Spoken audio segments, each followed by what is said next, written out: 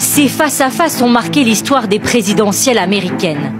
Des duels d'anthologie qui ont façonné l'Amérique. Et parfois, tout peut se jouer à 537 petites voix d'écart, comme en l'an 2000. Le vice-président Al Gore, ardent défenseur du climat, se présente face au républicain George W. Bush. La course est une des plus serrées de l'histoire du pays. Alors que le Texan remporte plusieurs États clés, les télévisions annoncent sa victoire. George Bush est élu président des États-Unis. Mais toute la nuit, les résultats ne vont cesser d'évoluer. Les médias vont annoncer des vainqueurs différents. Al Gore demandera des recomptages de voix. Un mois plus tard, c'est la Cour suprême qui tranche. George W. Bush est déclaré gagnant. Le démocrate reconnaît sa défaite. Même si je suis en profond désaccord avec la décision de la Cour, je l'accepte. En 2008, le duel ressemble plutôt à une surprise. Celle de l'ascension d'un jeune sénateur de 47 ans, Barack Obama. Je n'ai pas le CV classique. Je n'ai pas passé ma carrière dans les couloirs de Washington. Mais je me tiens devant vous ce soir parce que quelque chose est en train de se passer aux États-Unis. Face à lui, le vétéran John McCain tente de contre-attaquer dans les débats. Essayer de comprendre les impôts de Barack Obama, c'est un peu comme essayer de clouer de la gelée sur un mur. Mais le changement incarné par le démocrate emporte tout.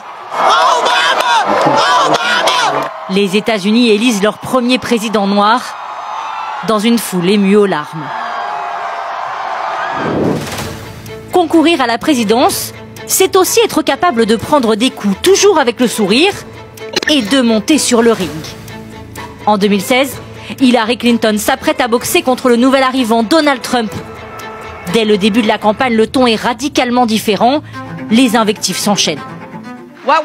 Ce que j'entends quand j'écoute mon opposant est terriblement incohérent. C'est la personne la plus corrompue qui a jamais cherché à accéder à la présidence. Lors d'un débat, l'homme d'affaires se place même volontairement derrière sa rivale pour tenter de l'intimider. Et déjà, Donald Trump laisse planer l'idée qu'il n'acceptera pas le résultat de l'élection. Je verrai le moment venu. Je ne vais pas décider maintenant, je verrai. Hillary Clinton obtiendra 2,9 millions de votes de plus que son adversaire. C'est pourtant le millionnaire qui remportera l'élection. Mais en 2020, Joe Biden est bien décidé à lui barrer la route. Les rencontres entre les deux rivaux sont chaotiques. Mais tu vas la fermer, mec. Alors dis-moi, Joe. C'est impossible de parler avec ce clown. Joe Biden l'emporte, mais l'ancien président refuse de reconnaître sa défaite et clame que l'élection a été volée. On était prêt à gagner cette élection. Et franchement, on l'a gagnée. Qu'en sera-t-il pour 2024 ? Cette année, plus qu'un duel entre les deux candidats, c'est un combat entre deux Amériques qui s'apprêtent à se jouer pour l'élection du 5 novembre. Une frénésie de meetings à faire tourner les têtes pour ces tout derniers jours de campagne, quitte à marcher sur les mêmes plates-bandes. Sur le tarmac de Charlotte, Kamala Harris atterrit juste devant l'avion de son concurrent. Et pour convaincre les 7 millions d'électeurs de Caroline du Nord, elle vient accompagnée du chanteur Bon Jovi. Pour promettre plus d'égalité. Nous travaillerons notamment à réduire les coûts des soins de santé. Car d'après mes convictions, l'accès aux soins de santé devrait être un droit. Et pas seulement un privilège pour ceux qui peuvent se le permettre. À quelques kilomètres de là, son adversaire Donald Trump livre lui aussi son plaidoyer pour les États-Unis. Grâce à votre vote mardi, je mettrai fin à l'inflation. Je mettrai fin à l'invasion massive de criminels dans notre pays. Je ferai revivre le rêve américain. Des promesses et, comme à l'accoutumée, des éléments de langage outranciers. Vous voulez perdre toutes vos économies parce qu'on aura placé une femme faible et stupide à la Maison-Blanche? Non. La Maison-Blanche qui ne se prive plus désormais de répondre dans le même registre. Trump et ses amis, c'est le genre de type à qui on aimerait botter le cul. Témoins de ce duel jusqu'au bout à couteau tiré, hier à Washington, des milliers d'électrices ont manifesté pour défendre les droits des femmes, mues par la crainte plus que par l'espoir. Tout part en cacahuète. Avec cette élection, on craint le pire et on ne peut vraiment pas laisser ce scénario se produire. Élire Kamala est la seule manière de tirer un peu de positif de cette élection.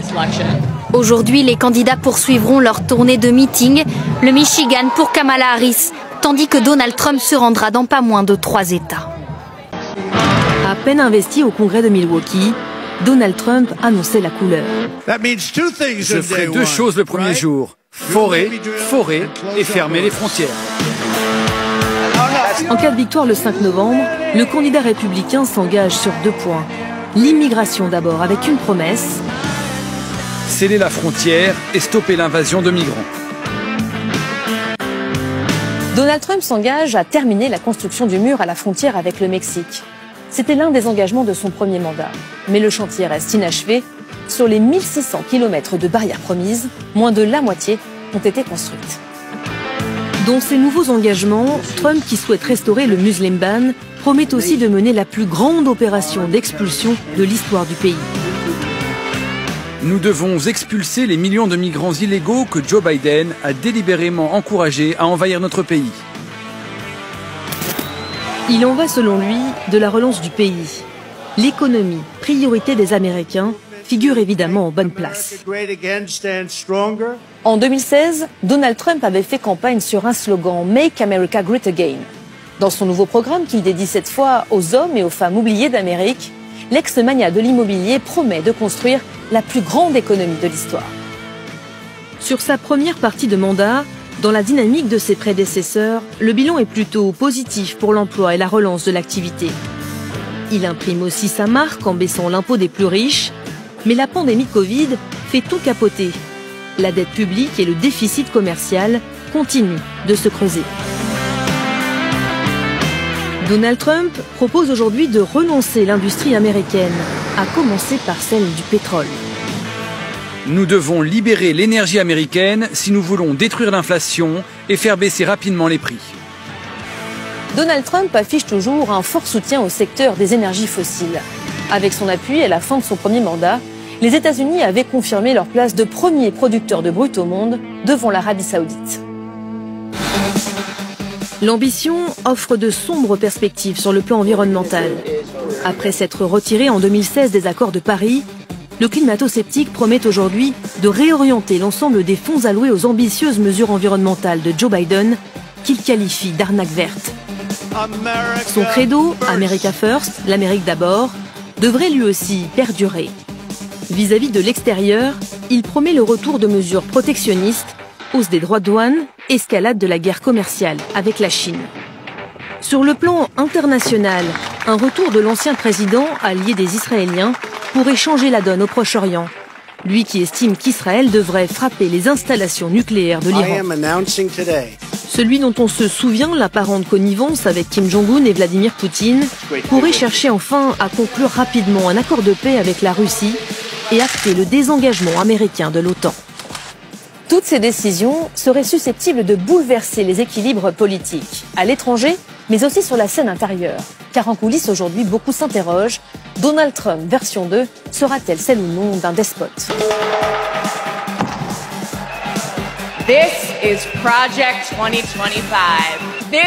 Ces détracteurs mettent en garde contre le durcissement législatif envisagé par le plan 2025. Ce projet ultra-conservateur conçu comme une feuille de route à appliquer s'il revenait au pouvoir. Le document préconise d'élargir les pouvoirs du président pour poursuivre ses adversaires politiques. Il envisage aussi le démantèlement de certaines agences fédérales ou le limogeage de dizaines de milliers de fonctionnaires. Pour répondre aux critiques, Donald Trump, dans la dernière ligne droite, a commencé à prendre ses distances avec ce projet pensé et préparé pourtant de longs mois par ses proches. Dans l'espoir sûrement de gagner des voix au centre, les angles ont aussi été arrondis sur la question de l'avortement. Sur l'IVG désormais, Trump temporise, préférant s'en remettre aux États. Stratégie qui trahit son embarras politique sur un sujet devenu l'un des principaux angles d'attaque des démocrates.